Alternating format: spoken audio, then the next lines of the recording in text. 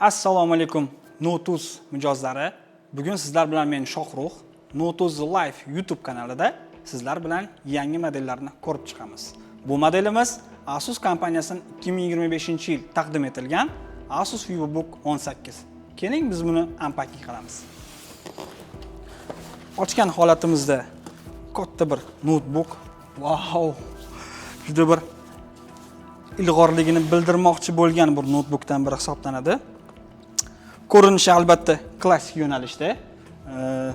Menimcha ancha ofisni ishlarga juda bir kerakli bo'lgan yaxshi bir notebook. Ko'p korporativ klientlarimiz bizdan 15-6 jumlik shunday notebooklar xarid qilishar edi va bunga qo'shib monitor. Endi buni hojati yo'q. Chunki bizda 2025-yil model Asus VivoBook 18 modeli hozir sotuvda.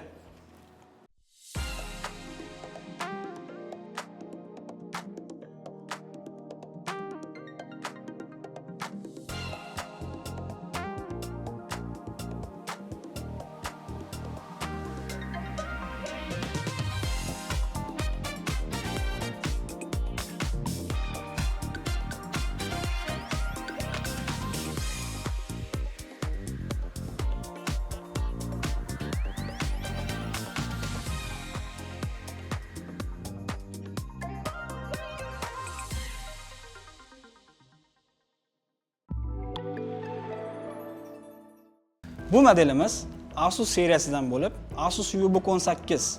Ya'ni ekranimiz juda bir katta, 18 jumlik, ishlash jarayonida, ya'ni katta bir Excel'larni, matn formatlarini va har xil internet surfinglarda juda bir o'zini ilg'or ko'rsatadi va qulaylik yaratadi. Keling endi biz sizlar bilan portlarimizga o'tsak. Chap qanotdagi portlarimiz Type-C orqali zaryadga oladi. HDMI, ya'ni monitor bilan bemalol ishlasangiz bo'ladi. USB port va chap tomonda ham ikkinchi USB portimiz mavjud. Bunga yana plus Type-C port va audio jack, ya'ni naushnikka har xil gadjetlarni bemalol ulab ishlatsangiz bo'ladi. Notebookni klassik uslubda Asus kompaniyasi juda bir ilg'or shaklda yaratishdi va bu notebook, ya'ni bu mashinamiz sizga matnlarni yaratishda, har xil internet surfinglarda va katta bir Excel'larda bizga yordam beradigan juda bir yaxshi qurilmani tavsiya qildi Asus kompaniyasi. Bu notebookimizning ichki xususiyatlariga keladigan bo'lsak, protsessorimiz AMD Ryzen 7 260 yangicha avlod bo'lib, oynalar ochiq xotirasi, ya'ni operativniy xotirasi 16 GB DDR5 va 1 TB SSD doimiy xotira 4-generatsiya bilan jihozlangan.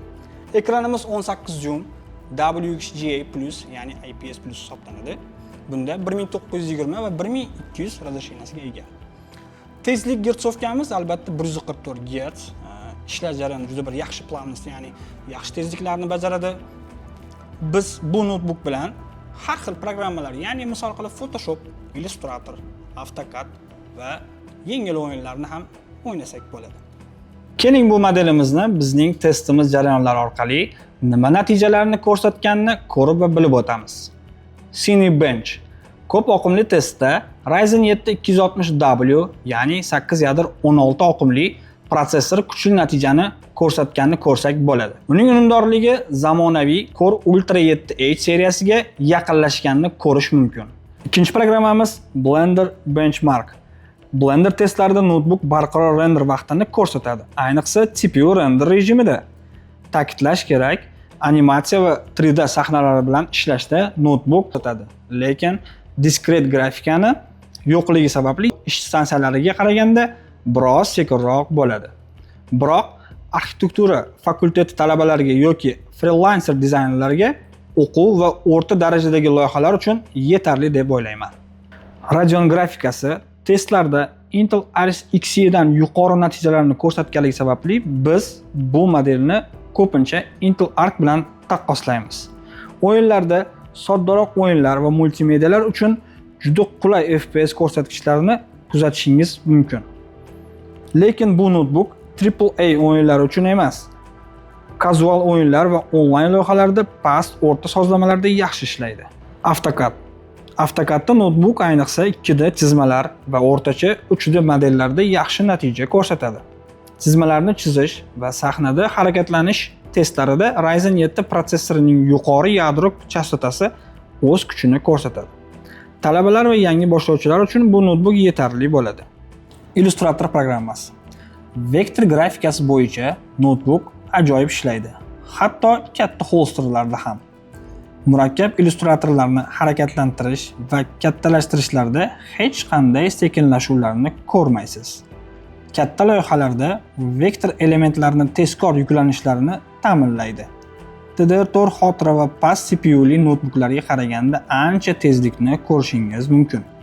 Xulosa qilib aytganimizda, notebook diskret grafik karta bo'lmaganiga qaramay, o'yinlarda a'lo darajadagi FPS, katta vertikal ishlarida va og'ir chizmachilik loyihalarida yaxshi natijalarni ko'rsatganidan amin bo'ldik. Keling endi biz kutgan va qiziqarli bo'lgan eng ajoyib nuqtalardan biriga keldik. Nima deysizmi? Albatta biz bu notebookni o'yinlarda test qilmasak bo'lmas edi. Chunki bu ham bizga juda qiziq. Qani ketdik. Boshlaymiz. GTA 5. Notebookda diskret videokarta yo'qligiga qaramay, GTA 5 o'yinida yuqori grafik darajalarda ishga tushishini biz ko'rsak bo'ladi va javob 60 FPS kadr sekundiga ko'rsatdi. Ajoyib, a? Bu albatta juda yaxshi natija, chunki GTA 5 resursi talabchan loyihalardan biri hisoblanadi. Ayniqsa, ko'p voqea sodir bo'layotgan dinamik sahnalarda ham tasvir silliq qolayotganligini ko'rish juda bir maroqli. Shu formatdagi notebook uchun bu a'lo darajadagi ko'rsatkich deyishimiz mumkin. Keyingi o'yin Counter-Strike 2.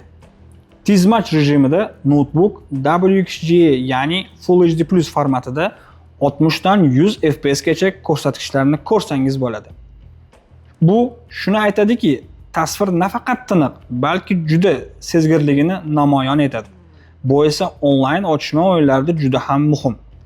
Hatto eng keskin vaziyatlarda ekran to'lib ketgan hollarda ham FPS pasayishi deyarli sezilmaydi.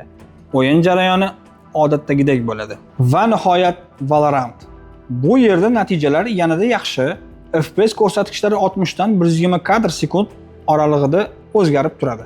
Kibersport darajasidagi shooter uchun bunday FPS qulay va ayni muddao o'yin tajribasi desak ham bo'ladi.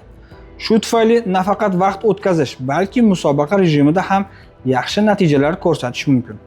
Bu notebookning eng zo'r fishkasi 180 gradusga yotadi. Juda bir ajoyib, a?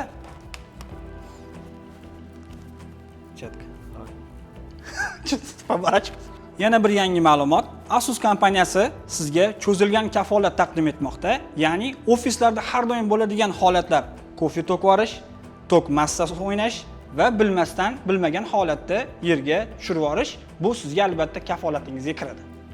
Keling endi biz sizlar bilan ikki protsessorni taqqoslab ko'ramiz. Ultra 7155H va Ryzen 7 260 yangi avlod. Albatta biz bu test bo'yicha qanday javoblar ko'rdik? Ryzen 7 260 yangi protsessor video montaj va har xil renderlarda juda bir o'zini ilg'or ko'rsatdi. Ultra 7 protsessorimiz esa albatta har doimgidek kodiy matematik, ya'ni hisob-kitoblarda o'zini juda bir ilg'or ko'rsatdi. Lekin baribir biz Asus VivoBook 18 dyumini yaxshi deb hisoblaymiz, chunki bu ishlarga, qulayliklarga juda bir yaxshi hisoblanadi. Aziz do'stlarimiz, albatta bu vlogimiz sizga yoqdi degan umiddaman. Sizlar bilan men Shohruh. Albatta kanalimizga obuna bo'ling, like bosing va qo'ng'iroqchani bosib qo'yish esdan chiqmasin. Xayr. Ko'rishguncha Rustam akam bilan xayr.